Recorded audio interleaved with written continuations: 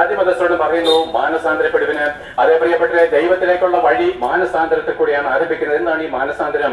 ഇന്നേ വരെ പാപമോചനം നേടിത്തരുവാൻ കഴിയാത്ത നമ്മുടെ പിതൃപാരമ്പര്യങ്ങളും മതഭക്തികളും പൗരത്വങ്ങളും തള്ളി ആ സ്വർഗത്തിൽ നമുക്ക് വേണ്ടി ഇറങ്ങി വന്ന ഈ യേശു ക്രിസ്തുവിനെ, നിനക്ക് പകരക്കാരനായിട്ട് മരിച്ച ഈ ക്രിസ്തുവിനെ ഏകരക്ഷകനും ഏക കർത്താവും ദൈവവുമായിട്ട് അംഗീകരിച്ച് അവരെ മാത്രമേ ആരാധിക്കാവെന്നുള്ള നിയമത്തിലേക്ക് വരുന്നതാണ് മാനസാന്തരം.